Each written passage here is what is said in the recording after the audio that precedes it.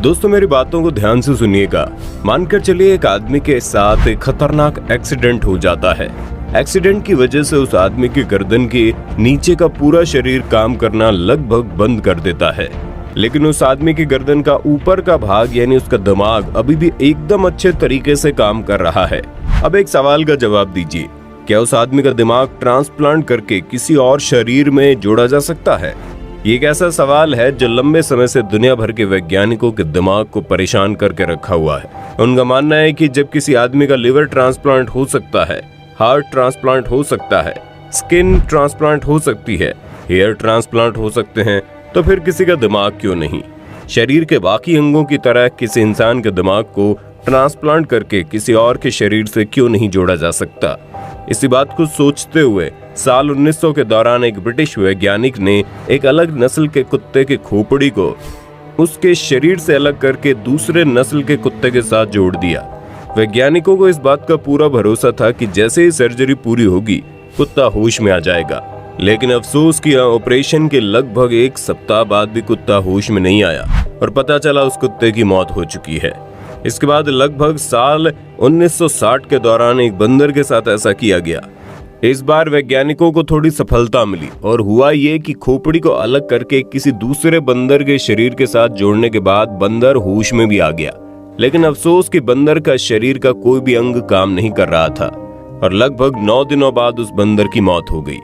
जिसके बाद लगातार इस विषय पर दुनिया भर के वैज्ञानिक शोध करते रहे कि आखिर किस तरह करके किसी इंसान की खोपड़ी ट्रांसप्लांट की जा सकती है।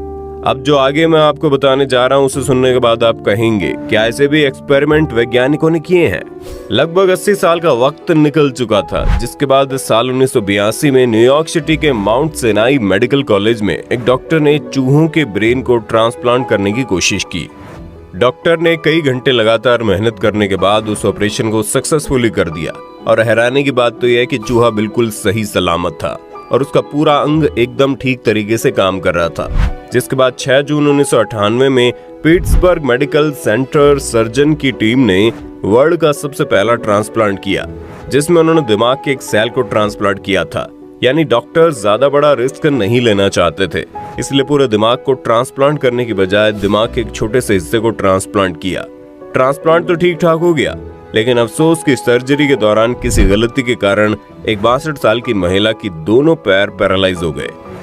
ये घटना साल 2013 की है, जब एक न्यूरोसर्जन के प्रोफेसर से कई लोगों ने यह बात पूछी थी कि जिस तरह से एक शरीर से लीवर निकालकर ट्रांसप्लांट किया जाता है, क्या उसी तरह एक खोपड़ी को निकालकर दूसरी खोपड़ी में नहीं डाल सकते क्या?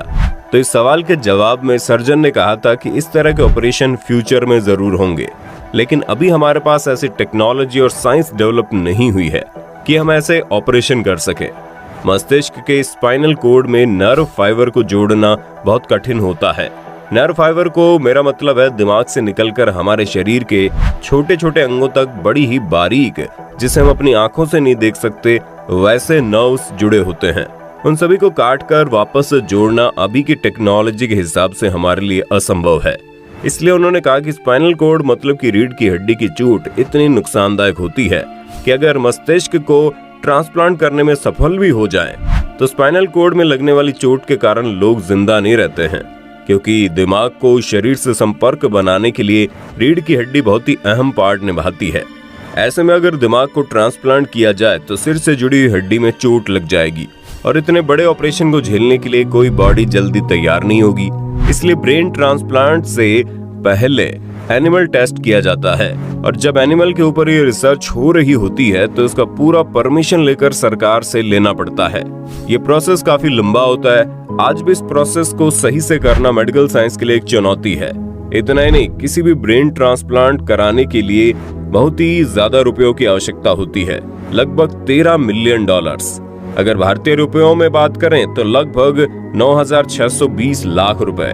इसमें लगभग 150 ऑपरेशन होते हैं। इन सभी ऑपरेशंस में लगभग 36 घंटे का समय लगता है। इसमें सबसे इम्पोर्टेंट काम ब्रेन को फ्रीज करना होता है, जिसमें दिमाग के पूरे सिस्टम को रोक दिया जाता है और फिर दिमाग को मरने से बचा लिया जाता है। गर्दन और नसों को जोड़ने वाले ट्यूब्स को गर्दन में फिट कर दिया जाता है और फिर स्पाइनल कोड को काटा जाता है। ये सबसे मुश्किल काम होता है। स्पाइनल कोड को काटने के लिए किसी आम चाकू का इस्तेमाल नहीं होता। इसे काटने के लिए हीरे से बनी चाकू का इस्तेमाल होता है और अंत में मसल्स, नाउज और ऑर्गन्स को फिर से जोड़ा जाता है। ये काम ठीक उसी तरह होता है जैसे कपड़ों को सिला जाता है। ये काम बहुत ही मुश्किल होता है क्योंकि दिमाग इंसान के शरीर का सबसे इम्पोर्टेंट पार्ट होता है। ब्रेन ट्रांसप्लांट करना आज भी साइंस के लिए एक चुनौती बना हुआ है क्योंकि इस वक्त पूरी दुनिया में अब तक ऐसा एक भी केस नहीं हुआ है जब किसी एक इंसान की खोपड़ी को उसके शरीर से अलग करके किसी दूसरे शरीर के साथ फिट किया गया हो। इस वक्त दुनिया में कई ऐसे वैज्ञानिक मौजूद हैं जो ब्रेन ट्रांसप्लांट के ऊपर शोध करना चाहते हैं। उनका मानना है अगर उन्हें शोध करने का मौका मिले तो वो सफलतापूर्वक ऐसा कर सकते हैं, लेकिन ये काम इतना रिस्क भरा हुआ होता है कि किसी का भी जान जा सकता है। इसलिए किसी भी देश का गवर्नमेंट इस तरह के शोध की इजाजत नहीं देता। अमेरिका के एक डॉक्टर का कहना है कि उन्हें इस तरह के ट्रांसप्लांट करने की इजाजत अमेरिका में नहीं मिल रही है, इसलिए वो चीन में जाकर इस ट्रांसप्लांट पर शोध करेंगे। इसलिए उन्हें कुछ ऐसे लोगों की जरूरत है जो अपने अंगों को दान करने की इच्छा रखते हों। आपको जानकर हैरानी होगी कि शोध करने वाले उस वैज्ञानिक पर भरोसा करते हुए रूस में रहने वाले एक शख्स ने अपने ऊपर शोध करने की इजाजत भी दे दी। दरअसल रूस में रहने वाला एक आदमी ऐसा है जिसका दिमाग तो ठीक तरीके से काम करता है, लेकिन उसके शरीर का कोई भी अंग ठीक तरीके से काम नहीं करता। उसके सभी अंग लगभग बेकार हैं। लेकिन इस ट्रांसप्लांट के पीछे बहुत ही अधिक पैसे खर्च होने वाले थे, जो पैसे समय पर अरेंज नहीं हो पाए। ये वजह है कि पैसों की कमी के कारण वैज्ञानिक समय पर उस शोध को आगे नहीं बढ़ा पाए। इसी बीच रूस में रहने वाले उस शख्स की शादी हो गई। शादी के बाद उसकी पत्नी और परिवार वालों ने उस डॉक्टर के साथ किए गए एग्रीमेंट को खत्म करवा दिया और अब वो डॉक्टर उस बात का इंतजार कर रहा है कि कोई आदमी ऐसा आए जिसके ऊपर इस तरह का शोध किया जा सके। दोस्तों, जाते जाते आपको बता दें, ऑर्गन ट्रांसप्लांट किसी को नई जिंदगी देने का जरिया है। अगर किसी इंसान का कोई अंग खराब हो जाता है तो उसके उस अंग को ट्रांसप्लांट करके उसकी जिंदगी को बचाया जा सकता है। लेकिन आपको जानकर हैरानी होगी, हमारे देश में किडनी के लिए 4 साल, लिवर के लिए 2.5 साल और हार्ट के लिए 2-2 साल की वेटिंग लिस्ट है, क्योंकि कोई भी मृत्यु के बाद अपने चहेतों के अंगों को दान नहीं करना चाहता।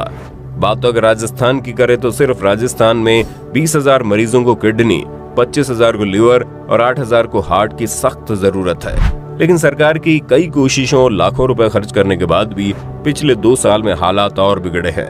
शायद आपको यकीन ना हो, लेकिन इतनी भारी डिमांड होने के बावजूद भी साल 2018 में सिर्फ 4 ट्रांसप्लांट हो पाए और साल 2019 में सिर्फ और सिर्फ 1 ट्रांसप्लांट। दोस्तों, अक्सर हमारे कुछ लोगों की मृत्यु इस तरह से होती है जिनमें उनका दिमाग शरीर से पहले मर जाता है। ऐसे इंसान के शरीर के अंग जैसे कि किडनी, हार्ट और लिवर जैसे अंग किसी दूसरे इंसान को नया जीवन दे सकते हैं। आपको जानकर हैरानी होगी, देश में प्रति 10 लाख पर सिर्फ 30 और राजस्थान में प्रति 20 लाख पर महज 1 डोनर ही मिल पाता है। यानी कि अगर देश में 10 लाख लोगों को किडनी की जरूरत है तो उनमें से महज 30 लोगों को किडनी डोनेट करने वाला आदमी मिल जाता है। यही वजह कि प्रदेश के 53,000 से ज्यादा लोग कई साल से ऑर्गन का इंतजार कर रहे हैं और अधिकतर लोग तो ऐसे हैं जो डोनर का इंतजार करते करते ही मौत की नींद सो जाते हैं। दोस्तों, आपको बता दें, किसी इंसान की मृत्यु के बाद भी उसके शरीर के कुछ खास अंग कई घंटों तक जीवित रहते हैं, या कहिए इस काबिल रहते हैं कि यदि उन्हें किसी और व्यक्ति के शरीर में लगा दिया जाए तो वह फिर से जीवन देने का काम करते हैं। मृत व्यक्ति के शरीर में सबसे कम समय तक आंखें और सबसे अधिक समय तक किडनी इस लायक रहती हैं कि उन्हें किसी और शरीर में प्रत्यारोपित किया जा सके। लेकिन अफसोस की जानकारी के अभाव में 99% से ज्यादा लोग ऐसे हैं जो अंगदान में रुचि नहीं रखते। अगर अंगदान किया जाए, हर साल न जाने कितने हजार लोगों को मरने से बचाया जा सकता है। दोस्तों, उम्मीद करते हैं जानकारी आपको अच्छी लगी होगी। वैसे जाने से पहले आपसे एक सवाल है, आपके मुताबिक मृत्यु के बाद क्या अंगदान करना सही है या गलत? आप हमें कमेंट करके बताइए। वीडियो अच्छी लगी तो लाइक कीजिए, चैनल को सब्सक्राइब करके बेल आइकन दबा देना, क्योंकि the earth adventure in Hindi की टीम आपके लिए हर रोज ऐसे ही जानकारियां लाती रहती है।